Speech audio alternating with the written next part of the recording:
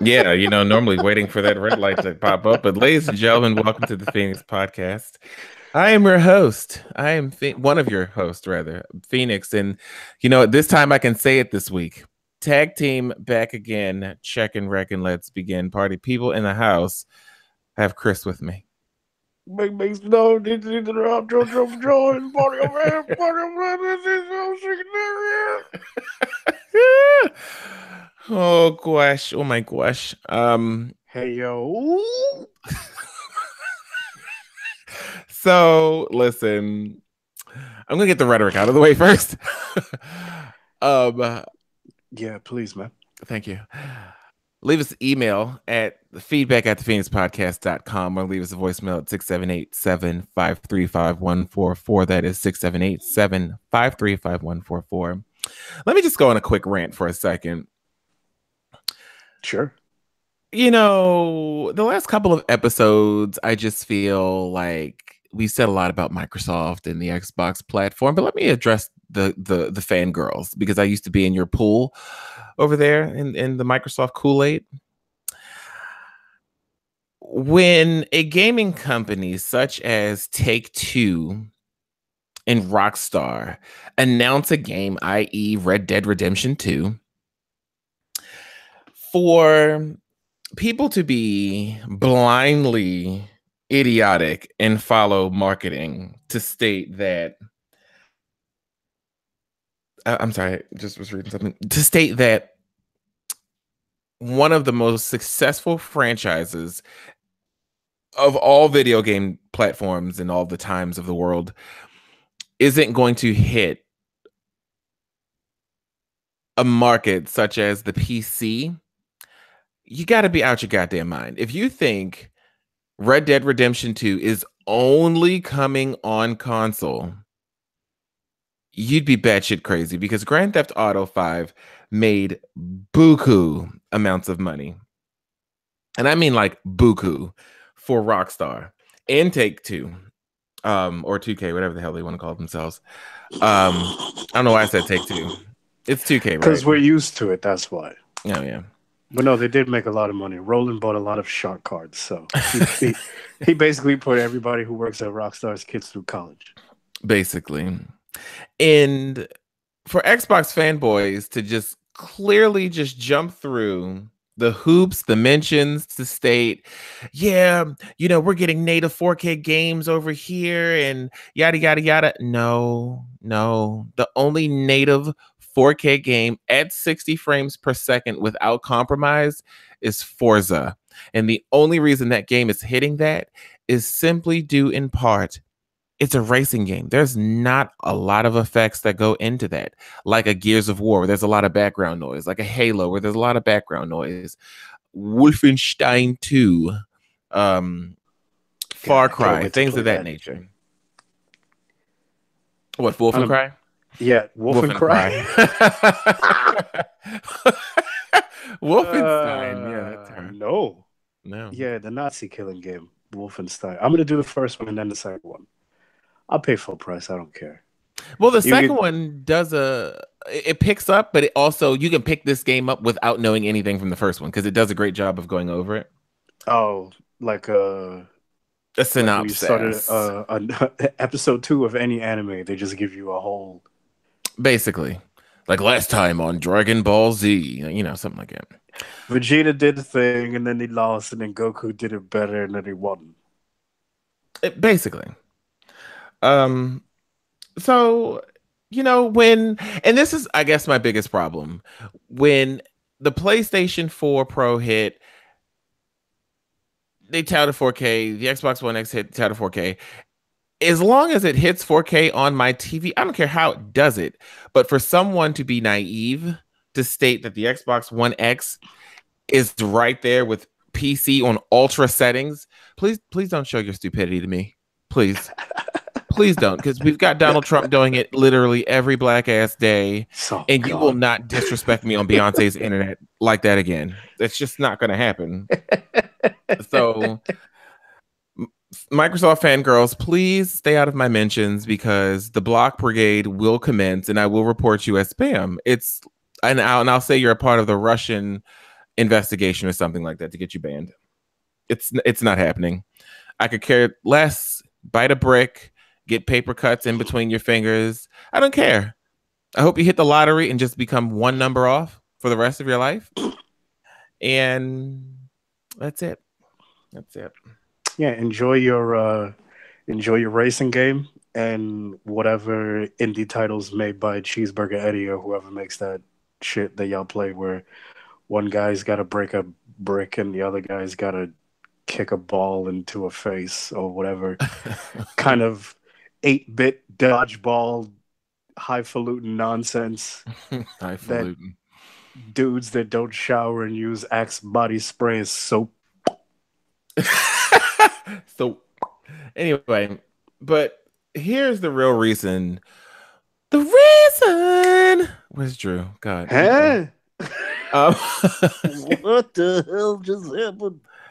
so this is the reason why we're here. We are here to review, maybe not in chronological order, but the events that have taken I place. want to do it in chronological order. Oh my God, this is gonna be a long episode, and I don't want it to be. Um, Frizzlemania weekend. yes, NXT Takeover weekend. Um, As so has been the case for the past how many years now? I think yeah. 3. Mm-hmm. 3 years in a row. And this isn't just for WrestleMania. So this goes for a lot of the. Well, what do? The major 4 pay-per-views a year, they have a takeover for before it, the Saturday before the Sunday, and the takeover is usually better than the main roster pay-per-view. Like sometimes, like very rare, are they? I want to say neck and neck, but if they ain't neck and neck, trust and believe takeover beat it. And this weekend was no different. Well, last weekend, whatever. I don't really think about time anymore. It's an illusion. It's construct, like all the kids say. No, yeah, Takeover was big. This year we saw we opened up. Do you want this whole takeover is a completely different thing for me because this is the first time I've ever watched it with somebody I was with and also a non-wrestling fan. So Morgan just made the whole experience that much better for me because I never thought that I would enjoy having to explain what was going on and who was doing what and who's who. I never thought I would be able to do that and enjoy myself, and I did. And it's just like her takes on so much shit going on was hilarious. So you want to start with the? I mean, we're not gonna harp on every single little thing, but I think the opening match bears some glossing over, as it is the 6-man ladder match for the newly created North American Championship belt of NXT. What do I personally think? Yeah, this was a match between Adam Cole, Velveteen Dream. Um, who else was in it? Who else was in it? Wow, why do I not remember these guys' names? And I love them. The the Beast of Belfast, Killian Dane. I can never remember that other dude's name. I and I don't know why. Don't worry, I got you covered. I want you to look at your phone. I'm sending you something. This is going to make you laugh. So this match featured. But You'll see what. the most important person of this match was his debut, his NXT Takeover debut, Uh, which was yes. Ricochet. Oh my God! Please don't send stuff like that to my phone when we're in the middle of podcasting. Good Did you see grief! it? Good That's the grief! Teen And God Titans. damn it! So we'll talk about that down the line, right? Um, that's the live action Teen Titans.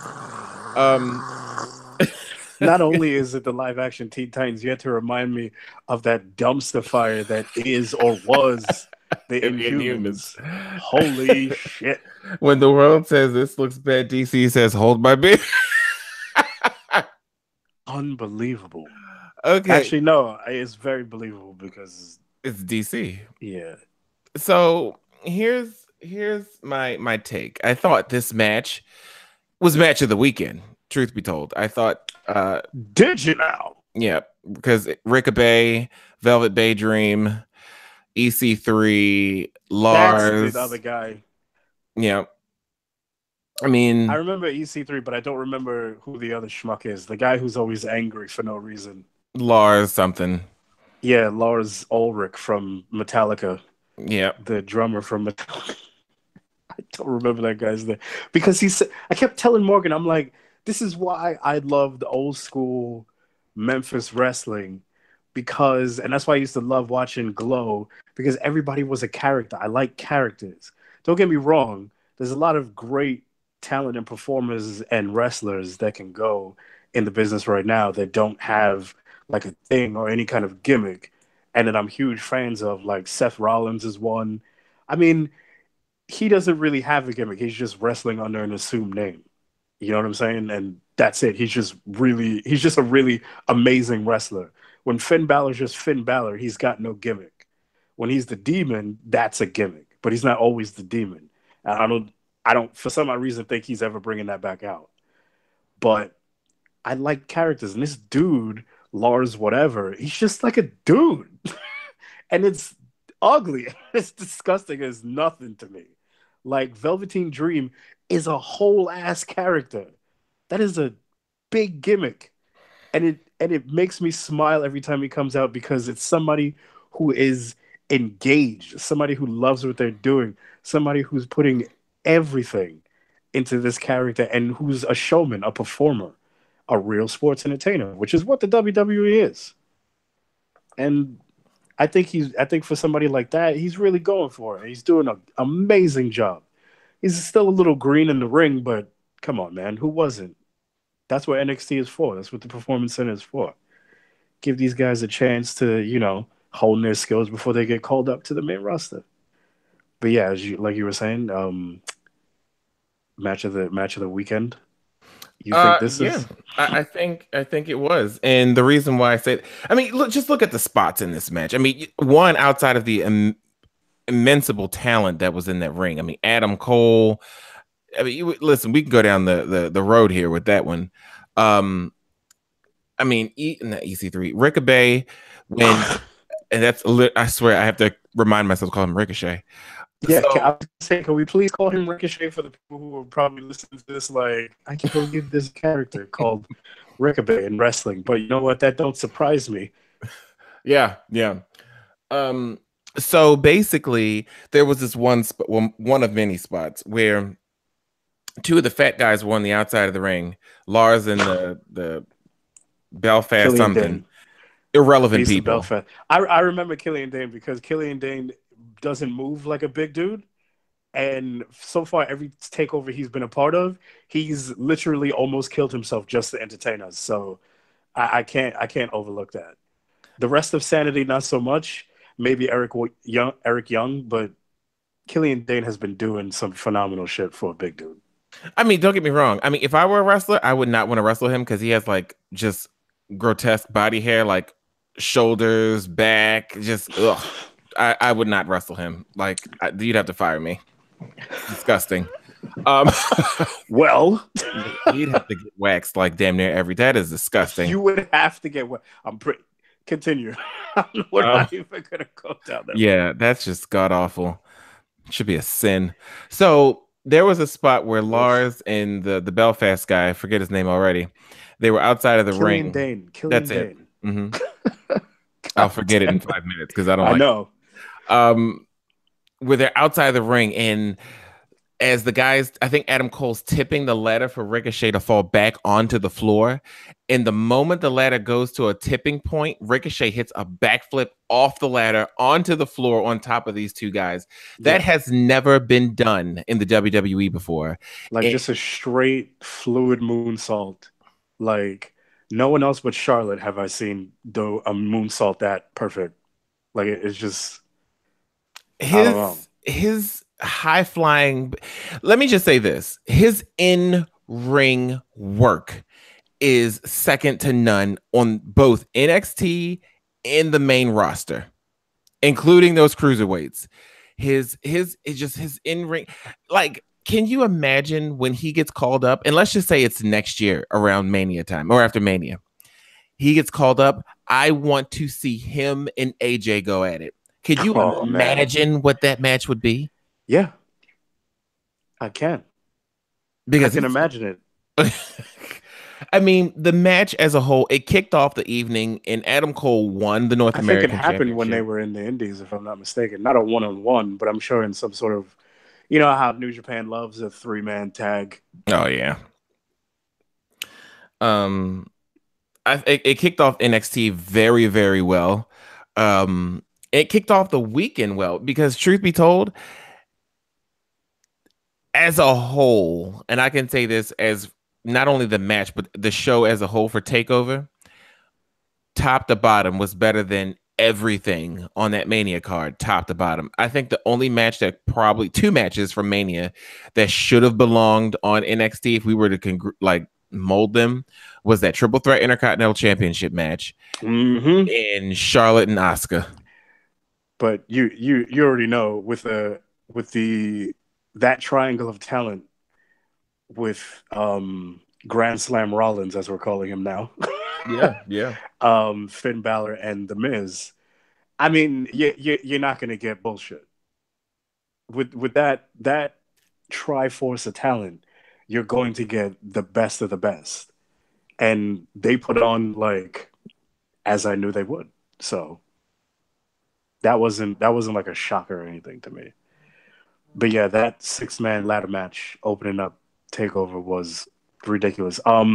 Another spot that definitely stole the show. Velveteen did the I think he The elbow did he drop? do before that though? He did four. No, he did three. He did three. He did three corners of the ring elbow drop. And then he had Lars lay was it Lars did he have lay out? Yeah. I forgot who he had. It might have been him. And he got the I think it was the 10-foot ladder, the tallest one, whichever Yep. one it was, and got all the way on top of that. Like he didn't get on top of it and then you know how they walk across the front of it and like sit on it and then go from the second highest rung. He was at the top, like the top, the part you're not supposed to stand on the highest ladder, and then dropped like Macho Man. It could have was he would have been crying because this was the greatest elbow I've seen. Not since Macho Man have I seen an elbow this fluid. Not since Shawn Michaels versus The Undertaker have I seen an elbow drop mean so much. Because wow, like Mhm. he he completely just blew everybody away, and he's a star in the making. I mean, he's a star already, but for somebody like him with his cachet, the personality, everything that he's got going, the gimmick, the whole thing that just packaged really well with him honing his skills more in NXT to move up. He's money. He's total money. Like the only other spot that was noteworthy besides the Ricochet moonsault and the four elbow drops from Velveteen was the super kick party by Adam Cole. And I'm just going to go on a limb here, which doesn't really feel like a limb, but somewhat of an homage to his buddies, the Young Bucks. Because, I mean, God only knows all these guys, even though they don't all wrestle in the same companies anymore, you know, that were in and out of the Bullet Club and in various groups in the Indies and PWG and all the other promotions out there. I know these guys are still friends. They still do shout outs to AJ. AJ does shout outs to them back and forth like Finn. It's I'm pretty sure the Super Kick Party was an homage to well, at least a shout out to the Bucks. But yeah, that was the that was a great match top to bottom, and everybody almost died, and it was amazing. And Adam Cole came out victorious. I mean, but when The you really think about, and this is what kills me about WWE as a whole, right? When you look at the talent And I'm going to be all over the place, mind you, Chris. Yeah, I I know. forewarned you. We do this all the time. Yeah. We speak about something that we get very passionate about it, and then we do this thing where we go off on a tangent where we fix the product. Yeah. Here's my thing with NXT, and it's so obvious that you can see it while they're there. There are a bunch of gimmicks that when they get called up will not work. I Oh said yeah, Tyler Breeze wasn't going to work, didn't happen. The Vaudevillains wasn't going to work. Those apocalyptic boys, I forgot what they were called. the Ascension They didn't weren't work. going to work. Um, this No Way Jose girl's not going to work. It worked in New Orleans because it's New Orleans, but we'll get to that when we talk about Raw. Yeah, oh yeah, oh that will look, yeah. Um, the Peyton Royce thing, people they sold me because I did not like them at all in NXT. I Telling thought you, they were very you got to annoying. get on board. You got to I get on thought they board. were very annoying, and then when I saw them last night on SmackDown, You I got to was get on like, board, bro. "Huh?" I said, "Okay, you got me. You got. I want to see where it goes. I want to see You where it got to goes." get on board with the iconic duo, bro. You got to. They're not called the Iconic Duo anymore. They're now called the Iconics. Oh, Yeah, okay. that's what they're called. Nice. Um, I mean, I don't like it, but okay. here's It my doesn't thing, matter. like Peyton NXT, Royce can the tell me to stop breathing, and I'll do it. All she has to do is ask. well, no, for Morgan's sake, don't do that. No, no. Well, obviously not. um, for when you look at the pool of talent in NXT, Ember Moon, I think she's gonna do big. I think I want her on SmackDown though. I don't want her on Raw with the Superstar Shakeup coming. I think it might happen. Um, Or they might do. Who? I mean, who honestly knows what the hell is gonna? That's the point of it. yeah, yeah. Um, when you look at that pool of talent in NXT, when Adam Cole gets the call, I don't see him getting over there. I just don't. I Because do. NXT is a I smart mark crowd. That's a smart mark crowd. I know, but here's the thing. I see Adam Cole getting over specifically and only specifically because he is a smart guy, but he's also a Triple H guy. Like that's a handpick from Triple H. When Triple H goes to the Indies and he picks from the lot, when he picks from the litter, he knows who to get. He knows who to commandeer. He knows where to put the purse. And he put the purse on Adam Cole specifically because Marks love him. He like that's the thing. Triple H will get on the main roster TV. He'll get on Raw and talk about and make fun of Marks for complaining about their guy not being pushed. He does it all the time. Well, he used to do it all the time. He doesn't do it so much anymore. But what he does is he does that on TV because that's who he has to be on TV. Behind the scenes, he's a mark himself. And you know he's a mark because he'll do whatever it takes to put himself over and put his friends over. He's still putting over people like Hall and Nash. These guys aren't even close to being a part of the product anymore. What are Hall and Nash and X Pac doing at the Hall of Fame in 2018? Nobody they were friends with got inaugurated. Like, not like that anyway. Like Jeff Jarrett, maybe. But that's about it. Like, what are these guys still showing up for Hall of Fame? Because he's always like once since Triple H is he's like so close to being at the helm, he can basically do whatever he wants. He's always bringing his buddies in. Shawn Michaels is always there. Like Well, it's Shawn just Michaels is one of the head people at NXT. oh yeah, now he's part of the performance center. Man, that picture of him and Triple H just made me feel old as hell when I saw it. That black and white photo of them, that real high quality one, Hmm. where they're like backstage at the Hall of Fame. I was like, oh my God. Like the Heartbreak Kid looks like this now. Oh, like he looks like a small Undertaker. And remember when Shawn Michaels used to have that like when all the white women used to have that like that mullet perm back in the day? You mean when he was in the Rockers? Is Yeah. yeah, yeah, yeah, yeah. I remember the fanny pack days Yeah. of professional wrestling before they started calling it sports entertainment. The fanny But pack yeah, that's why I days. think Adam Cole will work once he hits the main roster because he's a Triple H guy. and Triple H is gonna make sure he gets over. And the way he's gonna do it is he's gonna get called up to Raw. Ain't no way he's going to SmackDown. And if he is going to SmackDown, he's going to SmackDown with those other two schmucks, Kyle O'Reilly and Bobby Fish. I think that's the way that gimmick works. You put them on SmackDown, you let them go over there and run shop. Because I think they could be a real threat to the tag team division. As a faction, I can definitely see them Yeah. tearing it up with New Day and Usos. But here, okay, let's go down that road then. Superstar shakeup, I guarantee you the New Day gets broken up, where Big E will get a major push. Honestly, it's time. I love the New Day. I love the New Day as a unit, as a group, as a faction, as a whole, as They've been brothers. together for 5 years. I love the New Day. I am a New Day fan. I got T-shirts, and I rarely buy wrestling T-shirts. Oh, I don't buy them at all. I have two wrestling T-shirts from like basically the new era now because I stopped buying wrestling T-shirts a long time ago. I had the DX, and I had The Rock, and I had Stone Cold. That's it. My two T-shirts now that I have CrossFit Jesus, aka Monday Night Rollins, aka Grand Slam Rollins, Seth Rollins T-shirt, the one with his new logo on it. I have that one, and I have New Day Bootios. There's only two T-shirts I have. It's only two wrestling T-shirts I got. I had the Randy Orton one, but since he went all right on me, I didn't burn it or anything like like I'm a white dude with a Kaepernick jersey or nothing.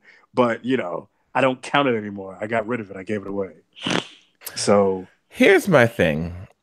I love the New Day, but like you said, I definitely see them getting broken up and Big E getting a push because honestly, it's time. Can you, bro, let this sink for a moment. Now, mind you, Braun is over, right? Can you imagine Braun and Big E tearing the house down? I already thought of that a million times before you said it. A million times before you said it. You know why I think about that often? Because I think about Big E's strength, obviously, number one. Number two, the way he wrestles. Number three, the way he basically has just no kind of like he's just reckless abandon. He has no safety for his own body. Like he will do that stupid ass mid rope dive all the time and basically like almost paralyze himself every time he does it. Or what about what about this matchup? Samoa Joe versus Big E. I've been waiting to see that for a long time.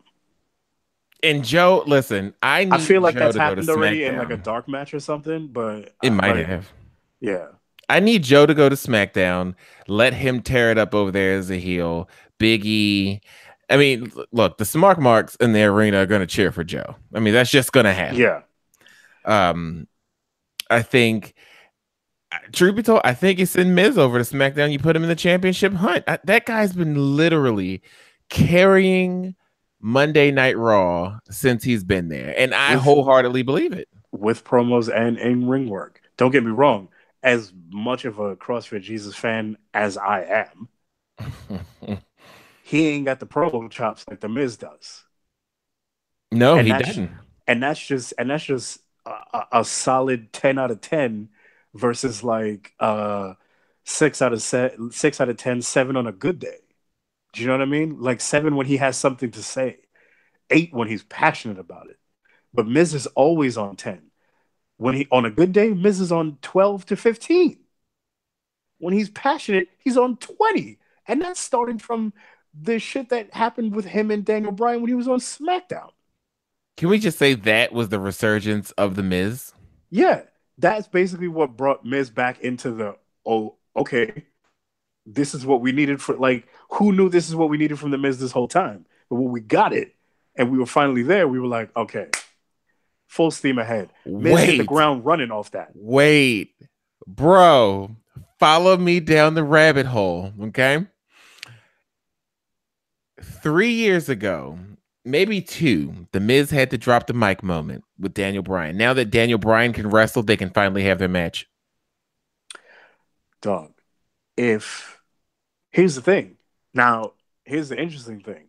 Even though we know Daniel Bryan is cleared to wrestle and he could have that match with The Miz, do you think that because of the Superstar shakeup, Daniel Bryan leaves SmackDown and goes to Raw and has a feud with the Miz on Raw, because Raw could honestly benefit from that feud, because taking the Miz out of the IC championship thing would be good for a while to give him like a non-title feud. That would be phenomenal for him. But also at the same time, if you move the Miz back to SmackDown and put him in the world title hunt, that would also be good for Miz. But see, that's what I'm saying. If you put again, follow me here, okay? But honestly, before you say that, the landscape the way it is right now with the whole Chaos Nakamura versus AJ Styles kind of thing going right now, I don't really see them throwing Miz into that as well. No, I'm not saying at the moment. You let Nakamura and AJ, what's this, May? Let's just say it's May, right? Yeah, it'll You go to let, SummerSlam at the very least.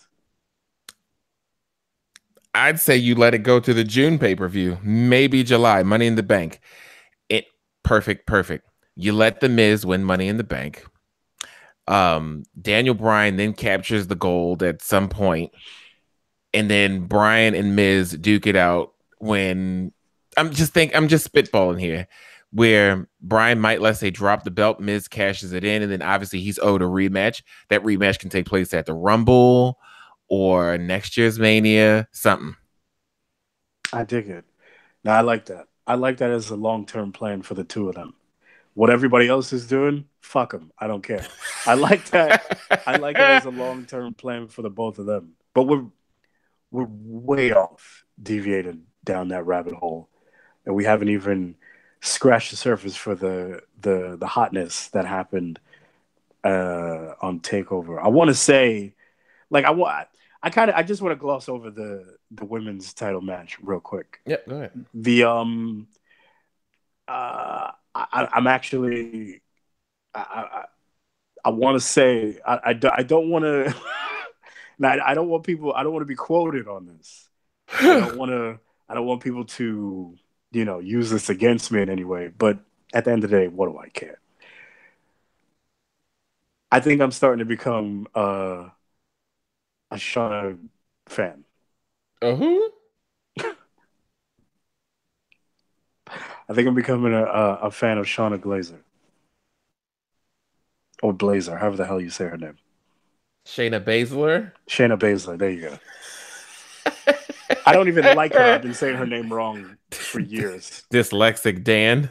Yeah. Like, Had a Della moment for 2 seconds. oh my god. ESL as hell. Now, yeah. Shayna Baszler put on a really, like, I didn't think that she had the chops to sell or to make it look like a wrestling match and not just like a beat 'em up squash. Do you know what I mean? Mm-hmm. Like most of the first title match that she had with Ember Moon was just a lot of her trying to get Ember into submission holes. So it just looked like a UFC match to me, and Right. I was fucking over it. It wasn't a wrestling match at all.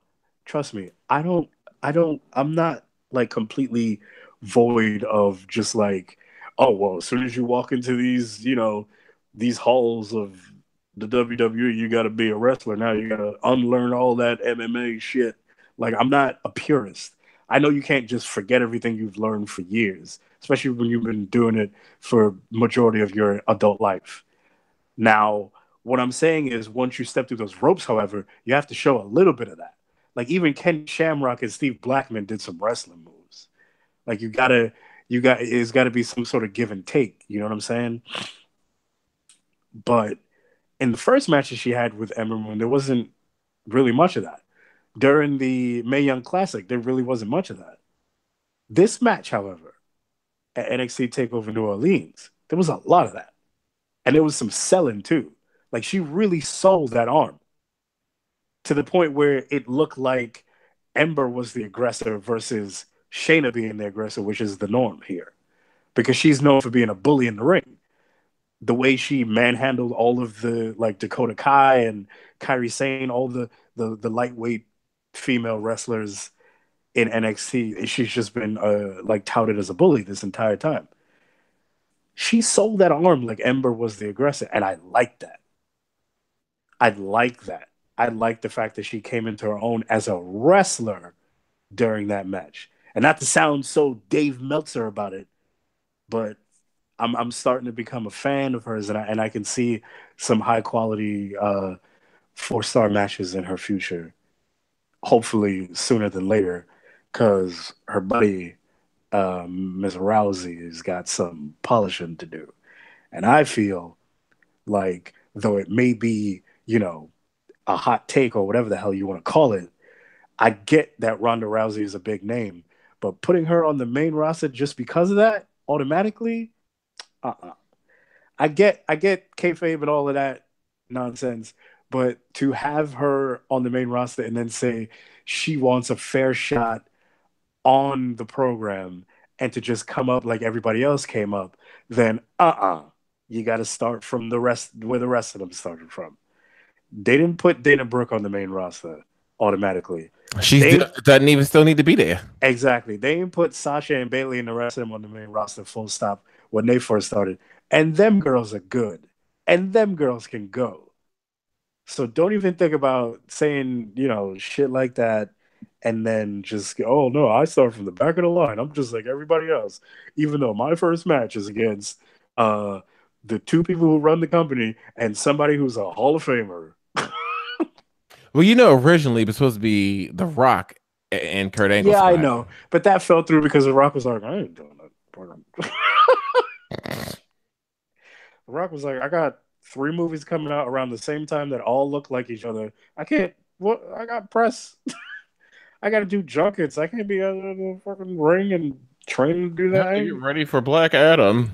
Like honestly, even though The Rock doesn't do any of that kind of stuff, he works out like a nonsensical maniac all the time. I'm pretty sure he won't be gassed in a match like that. Unlike Goldberg, not to name somebody, but that boy Goldberg was gassed coming out for his Hall of Fame speech.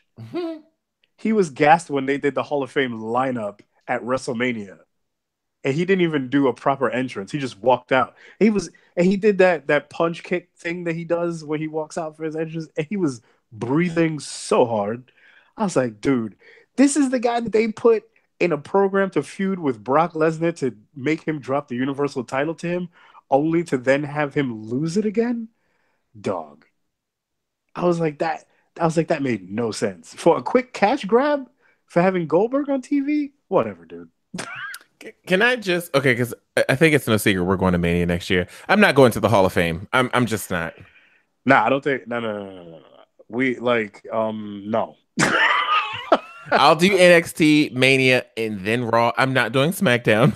No, I'm not doing SmackDown. I don't really want to do Access because I'm not. Yeah, I'm not doing Access either. I don't want. I don't want. I don't want to meet anybody. I don't want anybody to sign anything. I honestly just want to be a part of the action, and that. And I just want to be around town when everybody's doing stuff. If I run into Nia Jax at a bar, so be it.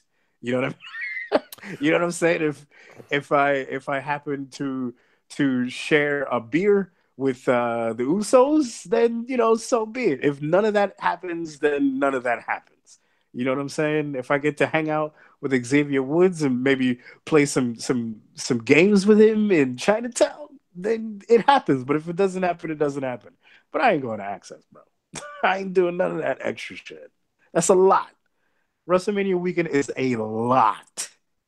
And when you add in not only just the wrestling programs, when you add in Access and you add in the Hall of Fame and then whatever other little programs that they might have going on around town at the same time, it's a lot. And it's going to be in my backyard, so I don't have to do no traveling for it. You know what I'm saying? I'm good to go. But the yeah, I'm not doing Hall of Fame. I'm not doing any of that. Also, when it's WrestleMania weekend, whatever town they have WrestleMania in is when all the other indie shows have theirs in whatever venues in the same city. I don't know why they always do that, but they do that. Just so they can ride off the wave. Because if you can't get into any of the parties or if you don't have tickets to Access, hey, you can come on Yeah, out. Yada yada yada. yeah. It's either on the same coast or in the same city, but they ride the wave. They definitely ride the wave. But yeah, the other notable was it? Yes, the tag team match, the triple, the triple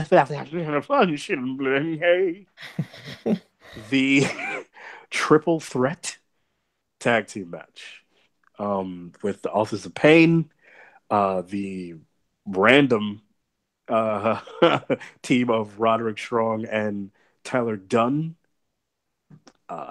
and Bobby Fish, and well, not Bobby Fish because Bobby Fish is injured, but Adam Cole wrestling again, second time for the night, mind you, and Kyle O'Reilly, aka an actual murderer. I say that about Kyle O'Reilly because have you ever looked at that boy's face? Like, look into his eyes. He looks like he's killed before. Like, he just looks like a person who grew up on a farm and like put bodies on a hook or something. I don't know, but that's the vibe I get from Kyle O'Reilly. Um, yeah, this was a great match. The Undisputed Era came out on top because of the double cross, the heel turn by one Mister Roderick Strong, and nobody kind of saw that coming, but it made sense for it to happen. Ever since Adam Cole and Bobby Fish and Kyle O'Reilly have joined NXT and started the Undisputed Era, which is, again, they're mark wrestlers.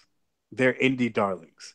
They come from such factions as the Kingdom and Mount Rushmore and Bullet Club and stuff like that. Like all of these indie groups that people know and love, and for them to come to the WWE and to start a faction, just that's par for the course, and kind of, that trajectory was kind of already set in stone. But they had been trying to recruit Roderick Strong because he is of their ilk, and he had been turning them down and blah blah blah and all this kind of shit. And then, through the match, him and Dunn hit their tandem offensive tag team move, and he Dunn went to go for the pin, and he was on top of I believe he was on top of Kyle, if I'm not mistaken, Mhm. and Roderick Strong hit the ropes and stomped on his head, and then the rest, as you can say, is history. He puts on the Undisputed Era armband, and yeah, they retain Undisputed Era retains tag team championship. As to where this goes from here on out, I can only assume some sort of four horsemen esque shenanigans shall ensue. Because whenever there is a faction with four guys in it, I automatically think of the Four Horsemen and the cool shit that they used to do, and I'm honestly I'm into it, and I dig it, and I dig that that's happening in the WWE. Yeah, I mean, listen, hey, okay. Well, what are some other highlights from? Oh, okay, the Gargano and Johnny wrestling match, or that's the same person. Yeah, Um, it is the same person. Champa and Gargano. There you go. Thank you. Um, Gargano and Johnny wrestling. yeah, that's so there's that. So listen, I thought it was a great match. I thought that was some of the best.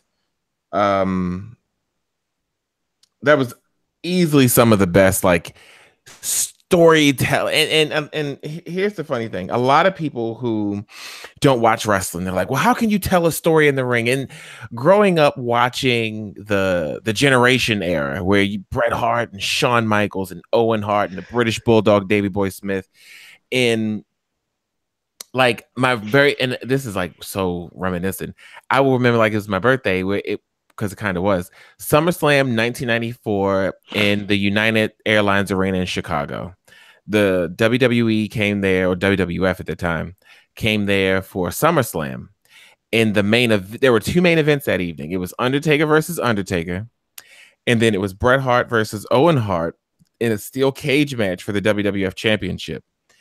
And a neighbor that lived like six doors down was like, "Yeah, this thing called wrestling, it's WWF." And I'm like, I don't know what the hell wrestling is. What the heck is that? And then Monday Night Raw came on, so we watched it, and I was like, oh my god, like this guy Bret Hart, he's cool. Like this is this is my dude. And watching that match, and you can go back on WWE Network and watch the match. They told a story in that ring, and watching the two of them, Gargano and Ciampa, in that ring for at least 30, 35, 40 minutes plus, telling the story that they told in through wrestling in some of those crazy ass bumps they took. I don't know how one of them's Oh not in the man, hospital right now. yeah. That power bomb on the Champa. cement. Oh, oof, Jesus.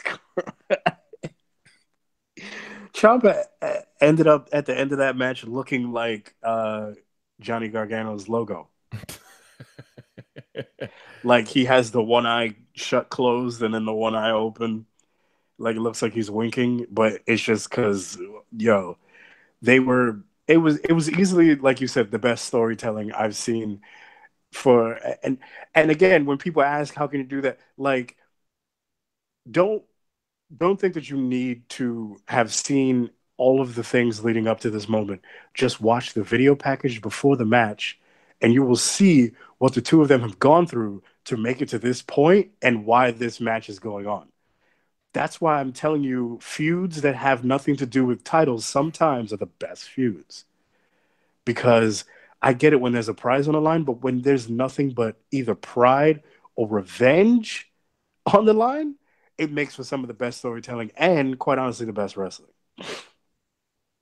Because, god damn it, if these dudes didn't almost kill each other for revenge in the name of both of them just wanting to be right.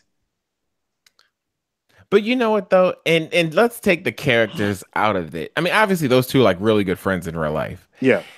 I And mean, when Ciampa was the best man at Gargano's wedding, for Gargano's fuck's wedding, sake. yeah. Like when you get to do that, like when you get to work with your best friend and your brother in that kind of an environment, you then trust that person because realistically, when you're wrestling someone in a WWE or any ring for that matter, you have someone else's life in your hands. And the fact that one got suplexed from the top of the table onto the padding, and mind you, that padding isn't thick. It's not cushioned. That's like a thud, like hitting the ground. Yeah. Um suplex from there, then power bombed from the apron to the floor, and he took the padding off that. So that's like complete cement. I mean, that's just crazy and it's just wild. You know what I mean? And I could literally rewatch that match over and over and over again. And quite frankly, I think that's the best match that I've seen in WWE, not just NXT, but in WWE, easily within the last 5 years. Oh yeah. Next to shit, I've definitely Cena and AJ? when Cena and AJ, Rollins when he wrestled twice in one night a couple of Raws ago. He oh my god. Like there's something about just watching Seth Rollins work that's just like you will never deny this kid. You would never deny this man. He's up there. He's in the upper echelon. Like he does great work next to AJ Styles. Like AJ Styles' work is, no pun intended, phenomenal because AJ makes that shit look easy. Like AJ makes that shit look like you watching it and you're like, oh, I could do that. You can't. You can't. AJ sure as hell can't, but you can't. You'll kill yourself. You'll break your neck and you'll be paralyzed. Don't do it. You was like, oh, he AJ makes that makes it look look easy easier. because people like him, people like Ricochet, people like Seth Rollins, like it's people. And again, though I don't like his personal politics, people like Randy Orton, like they were bred to do this. You know what I mean? Like this was in their blood. Like the fluidity, how they move in the ring, their ring awareness, the safety for their opponent, like just everything that they do in the ring is just like like they were born to do this. I will even say people like a Sami Zayn or Kevin Owens, like Ricochet, all these people, they were born to do this. And them in any other position or any other spot in life just honestly doesn't make sense to me. But yeah, the Gargano Ciampa match was amazing. Gargano won, got his job in NXT back. So I don't know where he goes from here, but I'm assuming that North American Championship. I mean, wait, okay. See, and there's just so much that happened this week, and it's going to be hard to cover all of this in one podcast. Oh no, the Raw and SmackDown is a glaze over. Okay, perfect. WrestleMania is actually is like a kind of a 3 to 4 point thing. Yeah, I just want to say Leo Rush is back in NXT. I Yeah, I think saw I think he had to get humbled because that. that Good for him. tweet. I hope it lit a fire under his ass. Yeah, I'll put it like this: when he made that tweet about Emma getting let go, which was I see what he was trying to say, but it was ill-advised, and you should have just shut your goddamn mouth. That's the first thing. Yeah, Second of all, I think he has impeccable talent, and I personally believe that Triple H was like, "Look, kid, I screwed up. You just screwed up, and we're gonna give you some time off of TV to let you rethink your life." And yada yada yada yada. Because if had they just released him, they would have put a statement out saying they released him. yeah. Oh, I So, knew he wasn't released. I was just waiting to see what they were going to do with him. But you got to pay your dues. You got to take it on the chin. You got to pay your dues because that's the only way you're going to learn. And like you said, it for sure humbled him, and that's good. yep. So I'm glad he's back. He's a DC native. But let's go to the points of WrestleMania. I only have a few Oh, talking also points. the NXT championship match between uh Oh, that was a good match. Andreas Cien Almas versus Aleister Black, I which enjoyed Aleister Black came out on top and is the new NXT champion. But that match, like, some I, good storytelling there too. phenomenal storytelling, and everybody knows that I love Morgan, and she is my Zelina Vega because this girl, this girl, Zelina Vega, was 50% a part of that match as much as Almas was. She did literally everything in her power to make sure, well, to try to make sure that Alistair did not win that match. And she put on a hell of a performance executing those moves. Like the Spike Rana, it was the first, like, it was the first good one of the weekend. Do you know what I'm Yeah. saying? Yeah. Because so many people tried Spike Runners this weekend, and I ain't just talking about WWE and other promotions. And for some odd reason, it just wasn't happening. But Zelina Vega hit that smooth, fluid, and on the first try, and it was phenomenal. It was great. And once that union breaks up, she is going to be a hell, a hell of a competitor when it comes to the women's division. Let me tell you, and I'm saying that shit right now. Zelina Vega is going to come up. Puerto Rican Queens native. Let's go. Puerto Rican Queens native. Okay. So we talked about the Intercontinental Championship. We talked about how the Flair and Asuka. Okay, Swerve Ball. I did not see Asuka losing to that under at WrestleMania. Dog. I don't know how I can't even put into words like how upset I was in the moment. Obviously I got over it, but in the moment I was just like, what? Because I guess New Orleans isn't really good for streaks, but the the way, like, first of all, obviously the match was amazing. The Spanish fly off the top rope that almost didn't happen because Charlotte kind of lost her footing a little bit, Oh but still, yeah, I was so nervous about that. oh my god, I was 100% nervous, but I knew both of them are incredible professionals and will get it done. Like when she finally executed and hit it, I was just like, God damn it. I sigh of relief. I was Yeah, like, oh. because that could have been nasty for the both of them. But yeah, just Damn, that match was so good. And you know, the Oscar's limb work, she worked that arm. She worked that arm. And that's how I didn't understand how on the first try, Charlotte going for the figure eight and doing the bridge with one arm, and Oscar still tapped. Like if Oscar spent like a good portion of the match doing limb work and making sure that she couldn't do the full bridge with both arms, then the figure eight should have been weak and she should have never been able to tap out to it. It would have only made sense for her to fail the first time and then have to do it again. And then maybe through sheer perseverance and just fighting through the pain, she goes for the full bridge with both arms and then Asuka taps. I would Right. have liked that better as a finish. But for her to just do it on the first try and get it, that was just like, all right, well, I don't think Asuka's that weak. You know what I'm saying? Hmm.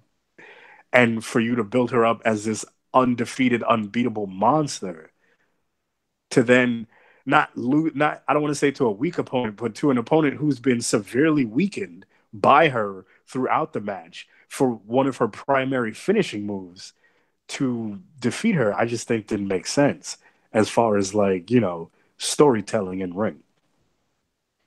But it's WWE. None of the shit they do makes sense. You know what I mean? And it kills me when they do that stuff sometimes. I understand that, but I didn't understand that in that match in particular because I thought they were Hmm. treating them both pretty well. So I thought that given what they allowed them to do in that match, that they would have handled the finish really well. But again, streaks aren't really good in New Orleans. No, it's not. It's not the Um, best place. If you got a streak, if you got windows, any glass with streaks on them, take them to New Orleans. They'll get rid of them streaks, boy. That but you shit know ain't gonna what? last over there. I'm not gonna lie. I thoroughly enjoyed the Ronda match. Yeah, hey, I was surprised. And I mean I'm not gonna eat crow, No, you're gonna eat some fucking. but when she was first announced and she came out and ruined Asuka's moment at Royal Rumble and Asuka slapped her hand away, like I was a little pissed. And I was not the biggest Ronda Rousey fan coming into the WWE. I was not her champion. I was not 100% against her, but I just didn't see the point. You were not her champion. No. I Okay. did not see the point of a Ronda Rousey other than, you know, the obvious, media hype. I didn't see the point there. But she surprised me. She surprised me and she definitely like she put on and now I get what her gimmick is. Her gimmick is to be like kind of cheery, happy just to be there. And then when it's on, it's on. You know what I'm saying? Like I get that Yo, that's her thing now. the way she boxed Triple H in that fucking corner, Oh my god, that was so some of the funniest shit. that was so goddamn funny. The funny thing Like was he clearly he was, I don't want to say acting, but at the same time, that dude was like, "No, you're not punching me in the fucking face." he was overselling it, but being safe and like protecting himself. You know what I'm saying? Because she was making contact, but boy oh boy was he overselling that. Like, yeah, like you remember how what you call it? Remember how The Rock used to sell the stunner? It Hmm. was like that, or when Ric Flair used to sell basically any move, like he would get up and then walk and then kind of just like flop again. Hmm. It's like he would like anything that you do to Dolph Ziggler. Like that's how Triple H was selling those punches that Ronda was giving him. But it was hilarious and I loved it. And the clothesline she did when she came off the rope and then she clotheslined Steph and she did that roll after Yeah, it, that little somersault. I was like, was that to make sure that she didn't fall down or did she mean to do that? we'll go with the latter. Yeah, because it was cute. I liked it. It made sense, but I don't know if it was on purpose, like if that was meant to happen, or if that was a last minute, split decision safety precaution because she kind of lost her footing, or.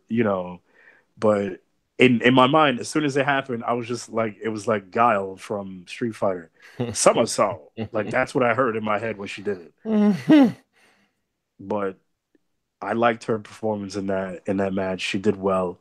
She did a lot better than I thought she was going to do. Honestly, thought she was going to stink up the joint, and her match was actually one of the better matches of Mania.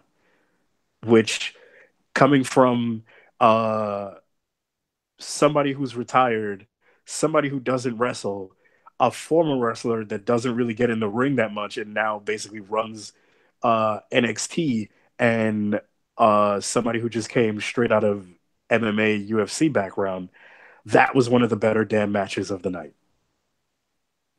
For a bunch of non relatively like regularly active on a normal WWE wrestling schedule, on an active roster performers, that was the better match of one of the better matches of the night. Do you know what I'm saying? Yeah. Like that to me was like, and I don't even want to talk about the Shane McMahon match because I'm at this point I'm sick of Shane, and he didn't do anything that topped his last WrestleMania performance. I don't know. Everybody thought he was going to do something that was just like, oh my god, I can't believe Shane did that. He did Coast to Coast when Sami Zayn was in a Tree of Woe. It wasn't that big of a deal. We've seen him do that shit from the Hell in a Cell. Like, boo, boo. I've had enough of Shane in the ring at this point. And that match, to me, honestly, didn't make very much sense. And Daniel Bryan coming back at the last minute, who didn't see that? That was some anime shit you set up. Do you know what I'm saying? I saw that in the Frieza saga when he was about to kill Gohan, and then Goku just Shut shows up at the last minute up. and flicks the damn beam away. We seen it. We see it in every anime. Ichigo shows up, Naruto shows up. They show up. It's shonen. The protagonist will show up at the last minute to help win and beat the antagonist, and the credits will roll. We knew Daniel Bryan was coming back. We knew it. You weren't going to hype up Daniel Bryan's first WrestleMania match back on active status to have him get brutalized by Kevin Owens and Sami Zayn at the opening bell, or maybe even before the bell was rung, and then he exits the match with refs on whatever and doesn't come back. We knew he was coming back. Like, for you to even play that angle was you kind of just going, what do we like? Come on, guys. Like, Nicholas saw that coming a mile away. I hate you. You want to talk Um, about that? I mean, You want to talk about that tag team match? I really want to know what Cesaro said backstage this time to have to drop the titles that him and Sheamus have been holding and have been doing a phenomenal job as a tag team to Braun Strowman and uh, a now confirmed referee's kid. I I don't have anything to say about it actually. Like that to me was silly, but the whatever people were saying on Twitter, like everything that people were tweeting about it was funny. Like there were a lot of funny tweets about Nicholas as a worker and all that type of shit. But honestly, that angle to me, I mean, yay for him, I guess. But he's not so far away from the business having a father as a ref that you know, come on, dude. We saw the video of him running into Nia and Tamina backstage. They know him because he's a referee's kid. Like, if you're gonna do that, like, I mean, I honestly, to me, that reeks of they had a plan and plans fell through, so they had to call an audible Yeah, because then they just dropped the belts the next night on Raw. and announce some sort of big tournament that's going to culminate at the greatest Royal Rumble in Saudi Arabia. So, yeah, look out Yeah, I for won't be that. watching that. Yeah, I because I I'll remember be on a waking up. plane. I remember waking up Monday and hearing about that, and I was just like, "How long have I been asleep? What is the greatest Royal Rumble? They Like, did announced it they? a month ago. I do not remember that.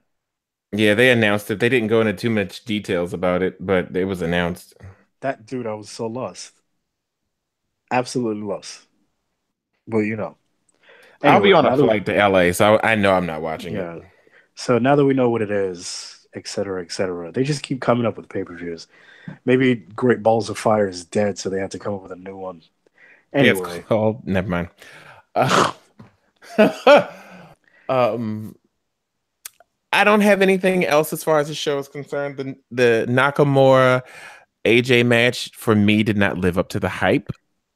you know why it didn't live up to the hype? Can I just speak about that candidly for a minute? Yeah, yeah. It didn't live up to the hype because AJ Styles versus Shinsuke Nakamura, at the best that it could have been, already happened at Wrestle Kingdom 10 in New Japan Pro Wrestling. If you want to see peak AJ Styles versus peak Shinsuke Nakamura at their very best, watch their match. Full matches on YouTube anytime you want to watch it at Wrestle Kingdom 10 because that is their match. That is the match that people thought they were going to see.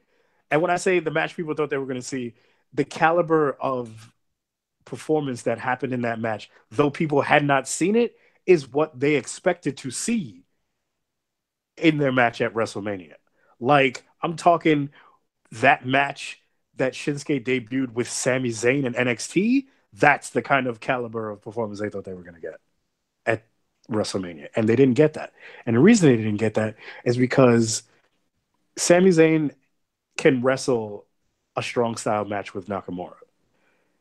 As a matter of fact, AJ Styles can also wrestle a strong style match with Nakamura. But AJ Styles can't wrestle that kind of match with Nakamura at WrestleMania in the WWE because they are going into a long term feud. And for them to wrestle like that at WrestleMania would put kind of a world of hurt on the both of them having to keep up the strenuous, Intensity of intense WWE wrestling schedule that they're both on with the traveling and the whatnot. yeah, makes They were sense. they were able to wrestle that strong style match at Wrestle Kingdom 10 because they ain't wrestling Every night five, of the six week. nights a week. Yeah, yeah, You know what I'm yeah. saying? They do that shit at WrestleMania, and then they got to do a house show Monday, and then they got to do SmackDown Tuesday. Hell no, that ain't happening. That is not happening. Well, I don't have anything else to say on the events of the week. Congratulations to baby Lashley. Yeah, let's just gloss over all the surprises and call-ups from Raw and SmackDown, or as I like to call it, graduation day, Yeah. because that's when all of our NXT babies finally make their debuts on the main roster, Mhm. and we hope and pray WWE doesn't to screw them up. little baby Jesus or even teenage Jesus that, or hopefully CrossFit Jesus, that they don't get lost in the shuffle or their gimmick doesn't get over. So, Authors of Pain, we've got Ember Moon, we've Well, let's do got Raw first. okay. We got Ember Moon. She did well. Yeah, Won she her did first really well. match. Hit the Eclipse on Alexa Bliss. Made a statement. Looking great with her hair. It was a She was Nia Jax's surprise tag team partner versus Alexa Bliss and that stepmother of three, Mickey James. That hillbilly, bedazzled denim Kid Rock fan stepmother of three, Mickey James. I don't like you. Carry on. Like, she looks like Gemma Teller from Sons of Anarchy. Like, I don't know what she's going for with these outfits, but that's besides the point. Yeah, Ember Moon got called up. Bobby Lashley has returned to the WWE. Thank the Lord. Yeah, and he still has those freakishly weird eyebrows. I Um, think that tattooed on. at this point, hey, um, there's a contestant on this season's what you call it? Well, I just had what do you call that? A brain fart. Mhm. Um, You can do it. what is it called? Drag Race. There's a contestant on Drag Race this season that has eyebrows like Bobby Lashley. I don't know if you know who I'm talking about. On RuPaul's Drag Race? Yeah, I'm purposely not watching this season until it ends, and then I'll watch it all. Okay. Well, when you see it, you'll know. Okay. Yeah. Bobby Lashley's back. Ember Moon got called up. Who else is on now? Authors of Pain. Authors of Pain is on SmackDown. They're on Iconic. Raw. They're on Raw? Oh, Yes. yes, they are on Raw. Shit. Completely forgot about that. Yeah. They're on Raw and they are now in the tag team hunt for the belts. Jeff Hardy's back. Had a weird little interaction with his brother Matt backstage with that lead singer of Korn, Bray Wyatt. Um, much to the dismay and chagrin of Seth Rollins and Finn Balor. In the chagrin. Okay. Yeah. Uh, Jeff Hardy's back. I don't know what they're going to do with him at this point. Maybe. Put him on SmackDown, make him a singles competitor. Yeah, but we kind of want to see the whole Wyatt, not Wyatt, the Hardy compound thing come to fruition with Brother Nero, Jeff Hardy as Brother Nero with, Broken Matt or Woken Matt, I should say at this point, with Bray Wyatt in it. Like, I just want to see where they take that faction. But you Like, got to give Matt creative control over it, though. That's I think the he thing. does. I think he does. I think he has complete Now he control over probably it. does. No, yeah. I think he's allowed to just go and do whatever he wants.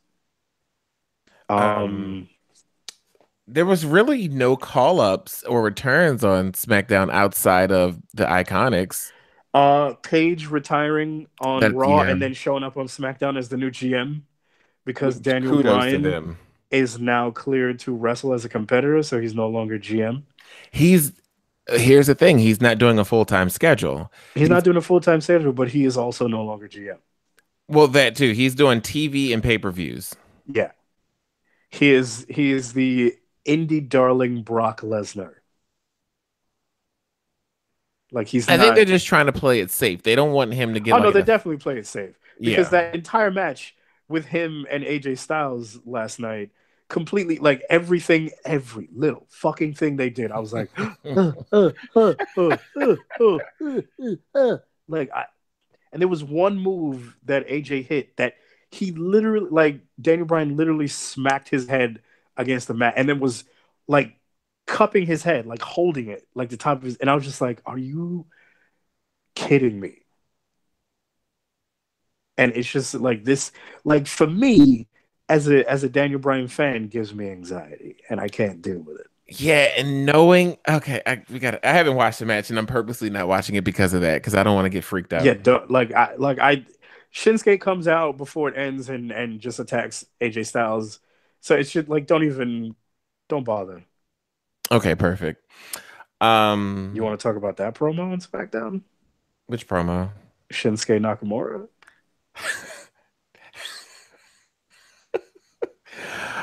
Okay, here is where the WWE, I don't know who approved Vince, clearly. WWE has been doing some racist stuff for like literally years. I don't think that No, this segment was sir. racist. No, sir. No, because Shinsuke cut a killer promo where he was like, "Oh, I'm so sorry. I don't know what came over me." Then he winked at Renee, and then So smoothly, I might add. Like yes, the he's guy's an actor. yeah, he is. He's And such an then entertainer. Renee turns to him and says, "Okay, come on. You're being a little bit of a pompous prick. Like, Like, come on. why did Like, you really she's do?" like, you're being seriously disingenuous. Like, why? Like, could you give me a straight answer as to why you attacked AJ Styles after your match at WrestleMania? And then he pauses for a minute, looks off camera, and then sort of like bends towards the mic, like staring Renee directly in her eyes. Sorry, no speaker English. When I tell you, I lost my mind when he did that, but it was so great. Like It was that the was best. great, but he doesn't need to do that again. And Vince needs to go Oh screw no. himself if he But for wants him to for do me, I liked it because it was much like, Hideo that. Kojima does to all of these dumbass nerds during every every conference, and he basically brings an interpreter with him. He's like, no, talk to my interpreter. Don't talk to me, and then I'll talk to my interpreter, and then my interpreter will talk to you. Hideo Such a Kojima dick move, speaks isn't it? 100% whole ass fluid English. He's 100% being disrespectful to you, and it is warranted, I might add, because you guys are pieces of shit the way you treat him and talk about him. So whatever he does to you, I'm all for. Especially when it does it to those dictates over at Konami. But yeah, Shinsuke Nakamura doing that to me was just shades of just like what Kojima does, and I'm here for it. I'm all for it. So yeah, that little one line that he did there, yeah. But like you say, he doesn't need to do that again. That boom, that was a killer promo. It was quick. It was to the point. It was funny. It was sinister, and at the same time, it had flavor to it. And dude, just the last line that when he delivered it, it was perfect. You don't ever need to do that again because it hit that the cachet of that has already worn off. Mm-hmm. Like that's it. You can't use that line again. You can't use the no speaker English line again because then it turns into what they were doing with Funaki and Tachi Michinoku and all those dudes when they were feuding with Val Venus. Remember that shit? Yeah. I told Morgan about that. I was like, yeah, the WWE used to do a lot of racist shit back in the day. And they had Val Venus, whose gimmick was he was a porn star. And then all the little Japanese wrestlers were supposedly having like penis envy. And then they like, They chopped did, his piece. yeah, and they chopped his penis off backstage with a samurai sword. Like, come on, dude. Like, don't go that route with Nakamura. He's too good of like. Also, in this climate, I don't think you want to. So yeah, man, that was pretty much the highlights of. So, oh, also, um, Kevin Owens and Sami Zayn lost their match against Shane and Daniel Bryan at WrestleMania, and then they showed up at Raw, and Kurt Angle made them fight each other. Oh, Kurt Angle had that great line about TNA at Raw Oh yeah. when he said, he's like, "You guys TNA looking for a job?" hiring. He's like, "Wait a minute, didn't you guys attack your GM over at SmackDown?" He's like, "I don't want you guys coming over here." He's like, "Maybe TNA's hiring or some." I forgot what the exact line was. Oh no, I think he said, TNA is hiring some shit like that. I don't know, but it was a great line, and it was a huge shot at TNA. But all in all, I mean, clearly the main product is shit compared to NXT. Um, I'd give NXT an 8.5 out of 10, maybe a 9. I'll give WWE the entire weekend outside of NXT probably like a 7. Yeah, I give NXT 9.5. Only thing that really didn't do it for me is the fact that it's only 2 hours. Yeah. Because I've I've gone to NXT shows. I did the two NXT Brooklyns, and they do they do an NXT taping before the actual takeover taping. Well, the live takeover, and that hour they should add to the actual takeover card and just make it the 3 hours because the hour that they filmed is what is not what you saw at Takeover. You saw the 2 hour Takeover after that, dude. That hour that they filmed is going to be what they show on NXT this Wednesday. Well, today as we're recording, that's what you're gonna see, guaranteed. They do it. They did it both times for Brooklyn. They should just add. They should add that hour and make it 3 hours. No one's gonna be pissed that you add an hour to NXT. And I think it would behoove you to cut an hour off of WrestleMania, starting at 5 and ending at almost midnight. You can go fuck yourself. That is way too much. If Not we good go next wrestling, year, I promise you we're not getting to that stadium until at least 6:30. dog. I ain't watching no pre-show unless there's something really going on. Mm-mm. No, I'm Unless saying we there's, pull up to the stadium at 6:30 because then it'll take us 30 minutes to get to our seats. yeah, I mean, honestly, I here's the thing. It has to the pre-show at WrestleMania 35 has to have the first of all, the card has to be stacked to the pre-show, whereas I need to watch that pre-show. Like the pre-show is a must see. Do you know what I'm saying? Naomi winning the what is it? The May Young is no, it's not May Young. Is it? No, it's just called the Battle Royal. It's just, yeah, it's just the women's battle royale. Like her winning that was huge, but it wasn't a must see because you didn't think that was gonna happen. I thought it was gonna go to one of those two schmucks, either Sasha or Bailey. But as you can clearly see, they've taken the both of them out of the title picture and making them do a non-title feud again. So like much like Kevin Owens and Sami Zayn and Shinsuke and AJ and who else? A couple of other wrestlers. Like these people are destined to feud and do this forever. And apparently now Roman Reigns and Brock Lesnar. So because Roman lost that match, and I'm assuming he cut. He had to have bladed. I mean, did Orton blade? Orton bladed, right? When Brock did it to him. Um, no, I think that was a straight out hit. That was just straight, right? So yeah, I'm assuming Brock did that straight up, and Roman signed up for it. So that's just that's the way that happened. But all in all, uh, a a good, a decent to good wrestling weekend. Actually, I had a lot of fun watching wrestling this weekend. Whether it be with Morgan, whether it be while talking to you, whether it be while live tweeting, I had a really, really good time watching wrestling this weekend.